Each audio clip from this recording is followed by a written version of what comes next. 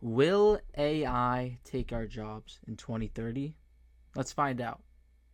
We've been talking a lot about careers. I mean, I'm in college, so it makes sense. The question of what do you want to do when you're older comes up a lot. What do you want to do after college? What career do you want to get into? That question keeps popping up. But as this question arises, I also think what jobs will exist by the time I graduate, or even will exist in 10 years, will be worth pursuing. And so, this question obviously has been asked a bunch of times before. As technology advances, jobs have gone away, manufacturing jobs have dissipated due to advances in technology. But with AI, it's a little different because now it's not only physical actions that are being now mechanized, whether it be agriculture or whether it be industrialization and the production process. Now it is the intellectual aspects that are being mechanized with AI. And that is scary because what is the limit? Where do we stand? And how are we going to fit in this new world of AI?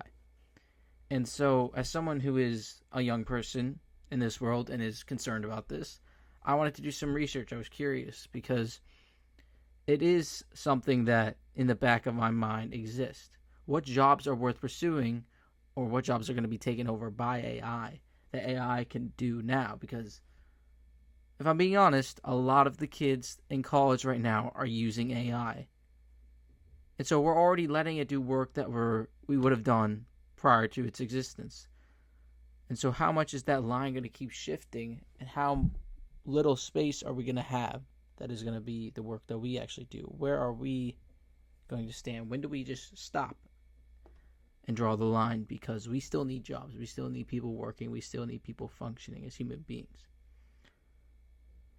So what can AI do that we do? True comprehension. AI can mimic understanding, but it doesn't truly grasp human understanding like humans or emotions. So the emotional aspect, as of now, unless there's some crazy advancements, we still own. As humans, we still own that. That's very complex. It's very difficult to develop in technology. So we still have the emotion, the art, many of the categories of education that are getting ignored. Budgets are shifted more towards the technology aspect, which is, in my mind, a shortcoming, because that is what, if we're going to keep pouring money into, will eventually be taken over by the technology that is being created in that industry. And sure, there'll still need to be operators, but that will be fewer job opportunities than there's now. I think it will come in waves, and there'll be a bunch of job opportunities, and then once this crazy expansion of AI happens and it gets better and better and better, soon we won't need as many humans on it because it'll be so saturated, and then the job opportunities will decrease. But in the works of art, that right now is not getting taken over. But then what does that mean? Because AI can write us a movie, AI can write us a story, AI can do pictures, AI can make videos. So is art really safe either? Well, it may be able to mimic what we do, but it can't actually feel those things. And so it's really good at copying what already exists, but it's not good at creating new things. It's not conscious. AI doesn't feel or think. It predicts based on patterns. Now, humans function this way as well. I see things a lot on patterns. It's the same way how we learn math, same way how we learn language. But we've got two different compartments in our brain. It's both the logistical side of the noticing these patterns, which AI has become really good at. And then there's also the emotional side, the more animal side of us, which AI has not been able to create yet, or hasn't been created by these technology companies yet. They also struggle with creativity in depth. Like I said, original thought. They don't have meaning behind the art. It's more of mimicking what is already out there. which, again, we as humans use that. We use references, but we also have personal experiences and emotions. And there is a deeper level of consciousness, I think, that is felt with humans when you see these emotions in someone's work. Common sense. They don't know social cues. That's a learned thing, but also an innate thing, I think, from nature. They don't have these social cues. Physical interactions, AI can't move, feel, touch the way humans do. They don't have moral decision making. It's what we as humans, we program the moral compass in these AIs. But they themselves don't obtain those morals because they don't have these emotions to be the boundaries to create these morals. In generalization, it says most AI is narrow. It can do only one thing really, but will fail outside of that area. General AI. So, yeah. So then I ask AI, what jobs will be obsolete? Because I worry, as a kid seeing how powerful it is right now in college and how much easier it is to use AI and to do a lot of the BS work that I didn't want to do, which obviously I appreciate that, but I can also see as an overthinker, the downsides of it as well. Because sure, it's great in the moment. I'm like, oh, this is awesome. I have this AI. It's going to help me out on doing this homework, helping me with the philosophy reading, helping me with English, helping me with math, understanding a math problem. But in the long term, there's got to be negatives. And if it's already doing stuff that we would have previously have done, which is intellectual work, how much further will it go? And what will it replace? Will we allow it to replace things, or will we still want the human aspect? And is it really up to us? So the jobs they said that were obsolete were data entry clerks, telemarketers, cashier and retail checkout clerks, simple customer service reps, fast food workers, bookkeepers, account clerks, paralegals doing routine tasks, and basic manufacturing jobs. So, data entry clerks, that makes sense. They'll do the data with the AI. Telemarketers, again, there's already some AI version of that. Cashier and retail checkout clerks, they already have computers, and self-checkout already exists. They'll just have a person standing there and make sure people don't steal things. And then fast food workers, potentially, I don't see that being, there'll still be humans involved in that in some aspect, maybe less, but there'll still be humans involved in that aspect because it's dealing with people, and generally when you're dealing with people with a service, it's good to have that human connection. But then again, I don't know, maybe COVID changed things a little bit where the human connection is not necessarily needed anymore. It's not necessarily desired. Sometimes it's easier just to not have to go through that whole routine of, oh, hi, how are you doing, back and forth. They say jobs that will likely be safer and grow are healthcare workers, teachers and educators, writers, editors, and journalists. This one's interesting to me because, while I do think that's true, I think there'll also be some form of AI that is a journalist, where you'll be like, give me non-biased, accurate information, because it's not a human with a bias. But at the same time, there still will be a bias because there's humans that created it, and in their programming, there will be biases. Like we see this with DeepSeek. If you ask it about Tiananmen Square, it will not answer because it was created by China, and they are trying to cover that up. But if you ask ChatGPT about certain political figures, they won't give you an answer. So there is still biases baked in to these AI's programming. But for the most part, I would say that someone at some point will create a non-biased AI. Now, I don't know if that's a good thing or a bad thing, because then you can ask it whatever you want, and there's risk to that. But I think it should be an AI catered specifically towards getting information in news, towards journalism. So that would be interesting. And that might replace journalists, because sometimes people just want to see specific things. They don't want to read through a bunch of fluff that writers may have. They would be like, all right, give me what is happening right now today. That's the top 5 most important things, or that I might be at risk for that I need to know walking into my job today that will be talked about.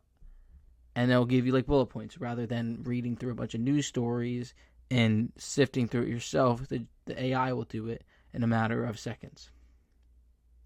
So that's where I'm worried. Writers and editors, I think there's AI that makes music right now. There's AI that can write books. But people are not listening to AI music or reading AI books. Sure, there might be like a niche for it, and people will do it. But I think for the most part, people just want to listen to music created by humans. People want to do that, because even though the music is pretty good from the AI, I think people want to listen to stuff that's human made. People want to see the humans perform. People want to see us perform. And so I don't think music and writing is going away. Journalism is kind of iffy.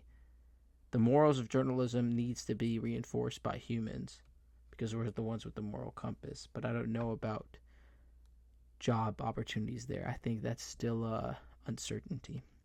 Skilled trades, electricians, plumbers, mechanics. Yeah, I don't think that's going away.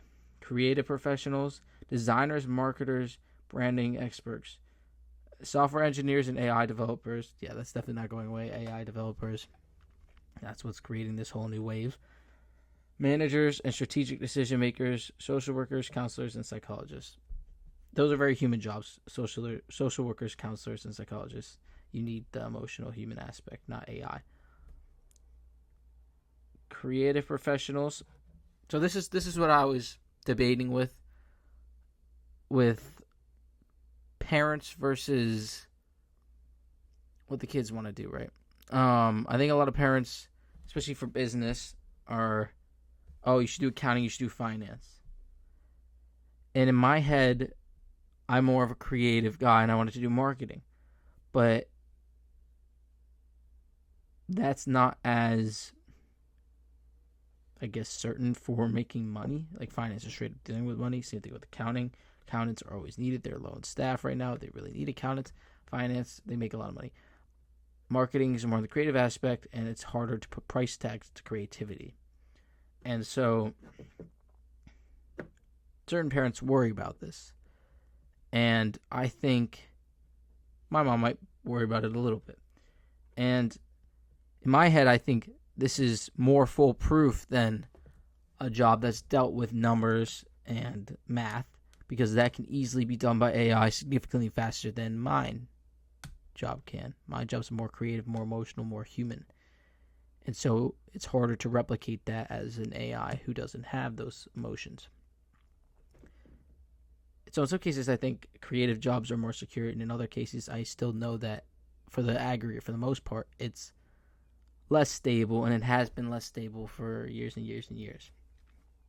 Because it's harder to quantify, it's harder to justify, because it's based off of what people think, rather than just doing math, getting numbers, and getting this outcome. It's based off of people. And so you have to really know people well.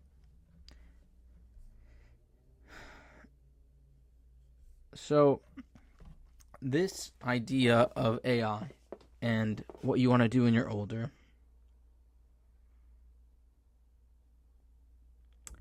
I think if I think about it more deeply, it's more of also a fear of telling people what I want to do in the future. Since what I want to do is more creative, what I want to do is more non-conventional.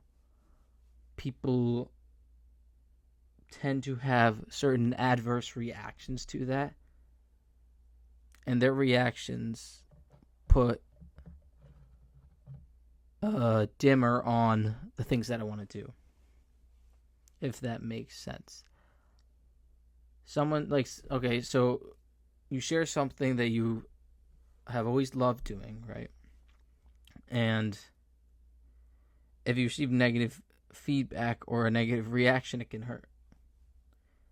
A lot of things that I don't care about, if you negative feedback, yeah, whatever, I'll get better at it. I'm used to being bad in these categories. But if you've never shared something in that category and you receive negative feedback, that can be very damaging because you've gotten no feedback so far and you think you've been pretty decent with what you've done. So when it comes to creativity and when it comes to jobs like that, I think I like having this kind of defense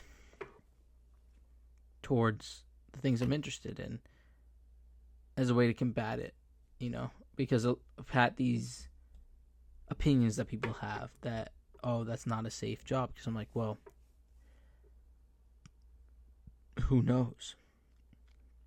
The future's uncertain. Technology keeps rapidly advancing.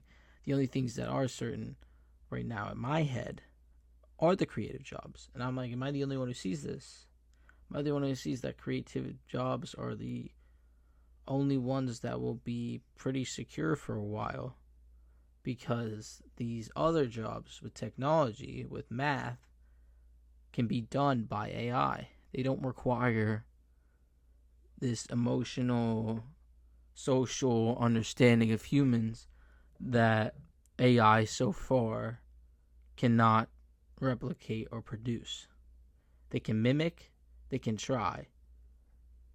Better than most humans. But they cannot replicate or produce originality. And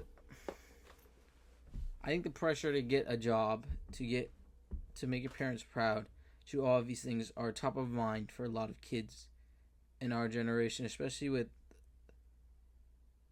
from what I've heard, many people in our generation are making less money than their parents did at our age, are not doing as well. And I think, well, technology has been a very positive thing for us, and it's caused me to learn a lot. Definitely has shaped my personality as growing up. Definitely learned a lot from it. I've definitely struggled with it. I think as it continues to advance, if we don't have the foresight to see how it can go out of control, it will easily consume us, and that we won't be able to fight back. And it is hard because it's already consuming me now at some aspects. I mean, what I'm doing right now is online. So it is a struggle. This idea of technology taking over our world. And there's really no framework for how parents should instill and teach their kids about technology, how much they should use, how much they don't, what's a healthy relationship. There's really no framework for that. There's adults that are addicted to it. A lot of jobs are now on it, especially because of COVID. I think that ramps it up even more. And there's no framework for kids. And so either parents are really strict or they're so busy that they'd rather keep their kids busy as well so they have one less thing to deal with, which has been a constant in this new world. One less thing to deal with. I think that's definitely a theme. Oh, I don't want to do this. We got to be busy, right? We got to produce a lot. They expect us to be, air quotes, productive. And I think at a certain point, it's not productivity. It's just producing shit, to be honest. You're just getting as much out as you can, but it's not necessarily productive. And so, since we have this pressure to do as much as we can, we're like, okay, let's do this. Let's like one less thing to deal with. Let's use AI. One less thing to deal with. Let's give our kid this iPad so we don't have to entertain him for this hour because we got to do this, this, and this. And I don't blame parents. I blame however we got here, because I feel it, and that's how I've grown up, and I think that's how my brain works right now. I think that way, that I have to do this, that I have to produce as much things as possible. And while being an ambitious person, I think this is a good thing and a bad thing. I think it's good to aspire to do all of these things. I think it's good to strive to do all of these things. But I also think to put all that pressure, all that weight on you to do all these things, you end up cutting corners. And so quality gets sacrificed. And you end up using